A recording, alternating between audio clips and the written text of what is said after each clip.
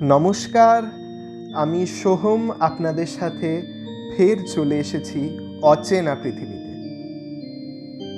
এই ব্যাপারটার অভ্যাস হতে একটু টাইম লাগবে, বুঝলেন না? মানে অলৌকিক দুনিয়ায় বলে বলে এমনই অভ্যাস হয়ে গেছে যে ঠোঁটের ফাঁক দিয়ে অচেনা পৃথিবীটা বেরোতে চায় না। যাই হোক, তা আজ আপনাদেরকে হোলিকা দহন উপলক্ষে কিছু শুভেচ্ছা দিতে আসিনি, এসেছি রুধিরার তৃতীয় খণ্ড শোনাতে। আজ ব্লাড মুন আর ফুল লুনার এক্লিপস, মানে পূর্ণ চন্দ্রগ্রহণ। কথিত আছে ব্লাড মুনের দিন, মানে পূর্ণ চন্দ্রগ্রহণের দিন, অশুভ শক্তিরা তাদের পাওয়ারের পিকে থাকে। আজকের রাতে ওয়েরউলফরা, নেকড়ে মানুষরা ট্রান্সফর্ম করে, ভ্যাম্পায়াররা রক্ত চুষতে বেরোয়, আরও অনেক ধরনের অন্ধকারের জীব আছে যাদের ব্যাপারে আপনারা এই গল্পেই হয়তো জানতে পারবেন। না, এই পর্বে নয়, তবে এই গল্পে। কারণ রুধিরা এত সহজে আপনাদের পিছন ছাড়ছে না। আফটার অল, বাংলা সাহিত্যের প্রথম রক্তপিশাচ বলে কথা তো। তা যাই হোক, বেশি ভনিতা করে লাভ নেই। শীতকাল চলেই গেছে, প্রায় বসন্ত এসে গেছে, আর অশুভ শক্তিরাও কিছুটা উইক হয়ে পড়ছে। কিন্তু তাই বলে আমাদের এই অচেনা পৃথিবীতে পৃথিবীর নিয়ম তো আর খাটে না। এখানে নিয়ম কিছুটা আলাদা। সেই নিয়ম নিয়েই আজ শুরু করতে চলেছি রুধিরার তৃতীয় খণ্ড।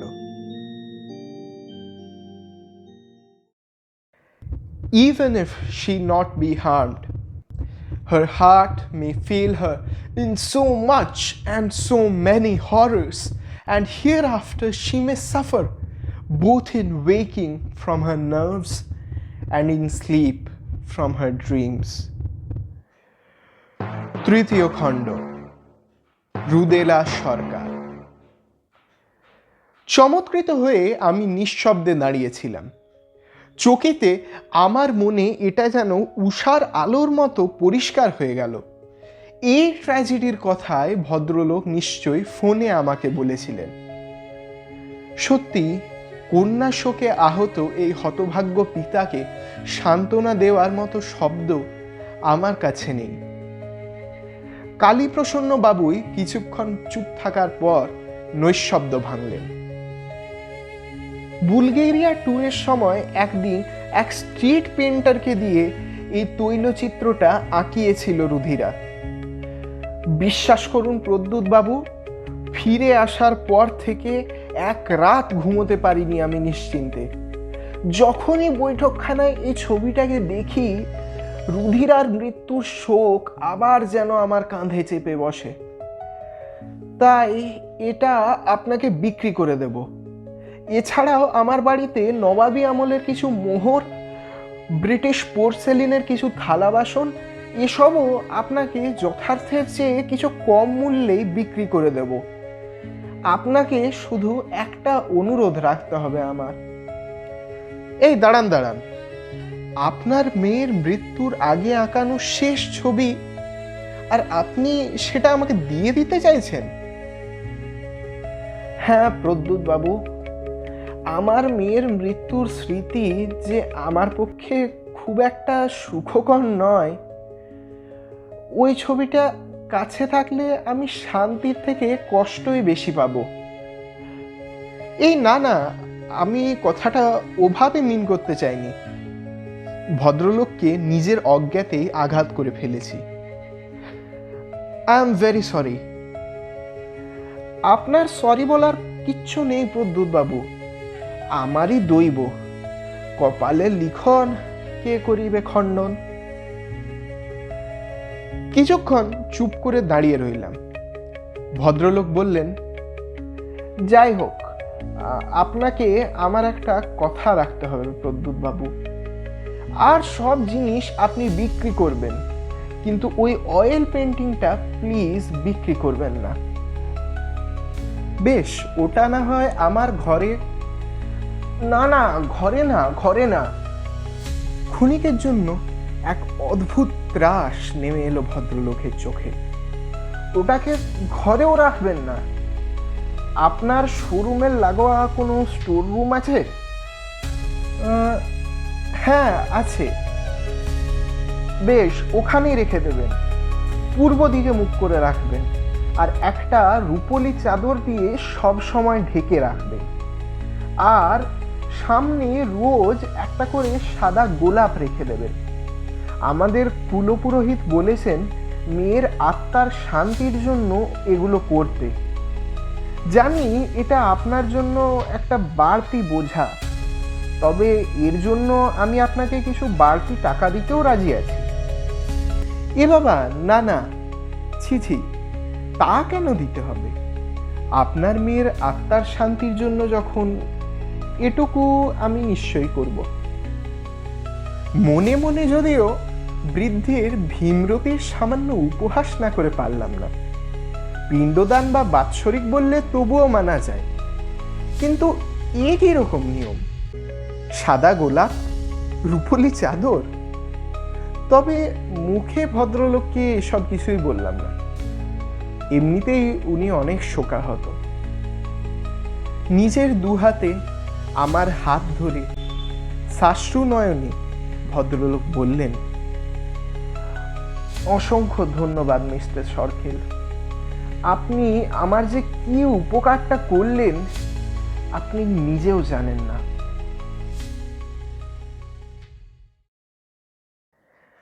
মাস 10 পরের কথা। কোজাগরী লক্ষ্মী পুজো সবে পেরিয়েছে।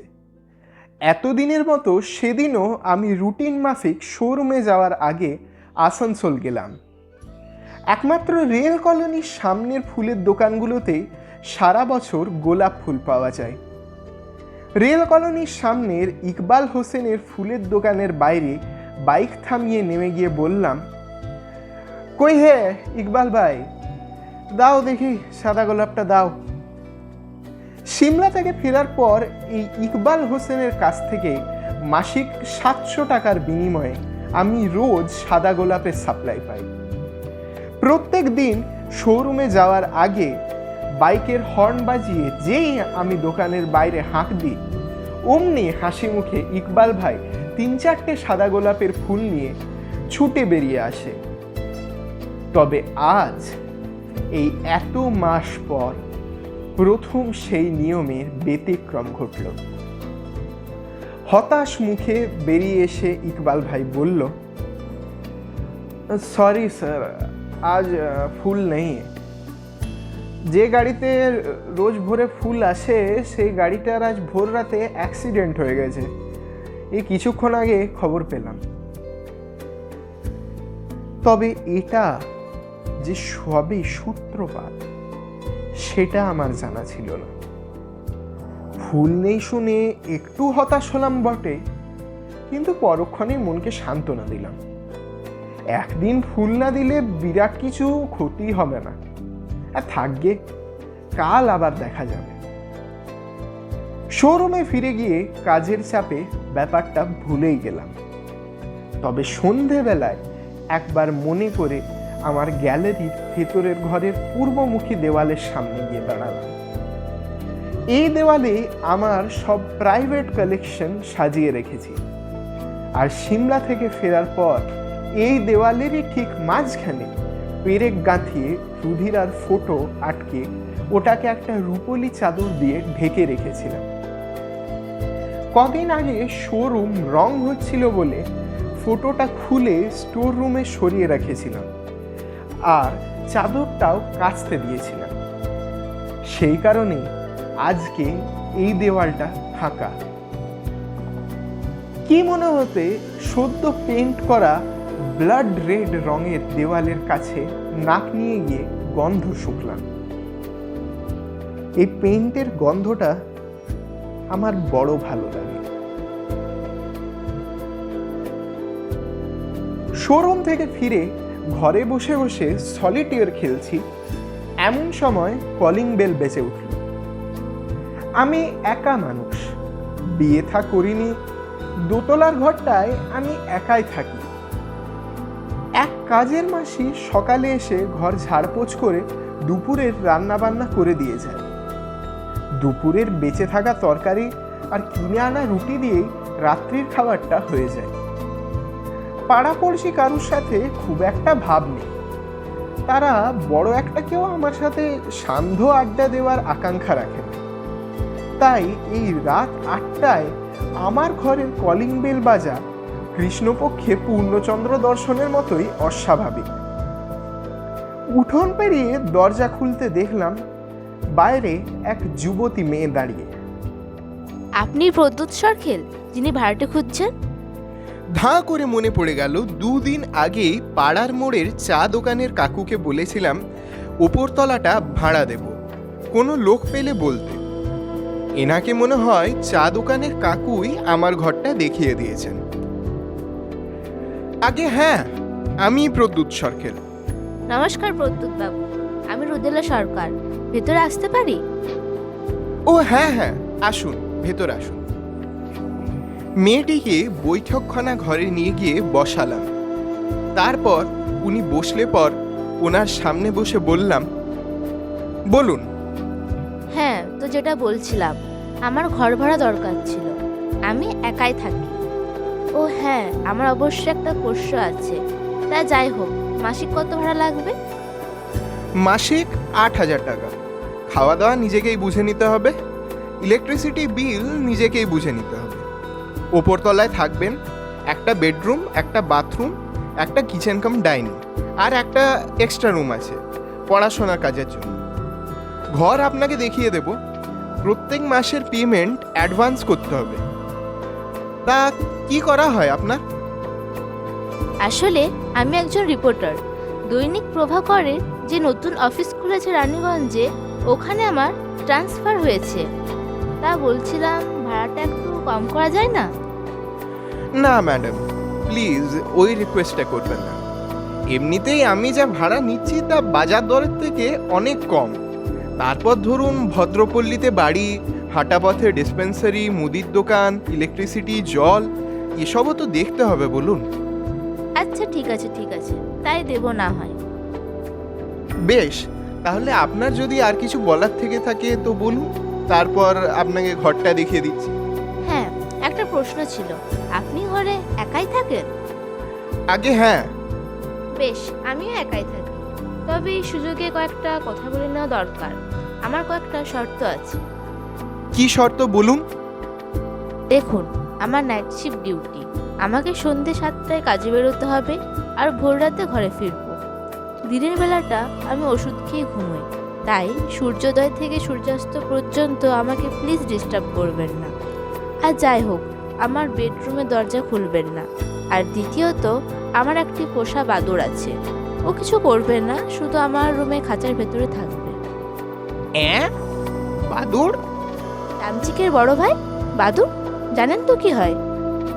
হ্যাঁ, কিন্তু ওই পোষ্যটিকে নিয়েই আমার একটু অসুবিধা আছে। তাহলে আমিও ঘর ভাড়া নিতে পারবো না, মাফ করবেন, নমস্কার। এই বলে যুবতী বাইরে বেরিয়ে যাচ্ছিলেন। আমি সাত তাড়াতাড়ি গিয়ে থামালাম। আমার মাথায় তখন চিন্তা, একে ভাগিয়ে দিলে চা কাকু পরের বার ভাড়াটে খোঁজার কথা বললে দাঁত খিচবে। এই দাঁড়ান দাঁড়ান। রুদেলা সরকার উদাসীন মুখে দাঁড়িয়ে আমার দিকে তাকালেন। আমি আপনার শর্তে রাজি আছি, যদি আপনার বাদুড় আমার বা পাড়াপড়শিদের জন্য কোনো রকম নিউসেন্স প্রকট না করে। প্রিন্স ওরকম কিছুই করবে না, আমি কথা দিলাম। বেশ, ঠিক আছে, আমি ঘরগুলো দেখিয়ে দিই তাহলে। তার আর দরকার নেই, আমি আজ রাতে শিফট করব। ব্যাগপত্র এনে আপনাকে আপনার অ্যাডভান্সটা দিয়ে দিচ্ছি। এক গাল হেসে বেরিয়ে গেলেন রুদেলা সরকার। তখনও জানি না রাতের অন্ধকার গায়ে মেখে উদয় হওয়া অদ্ভুত আচরণ এই মেয়েটি আসলে কে। এটাও জানতাম না যে সে আমার সাথে পুরো রানীগঞ্জ শহরের ভাগ্য লিখতে এসেছে।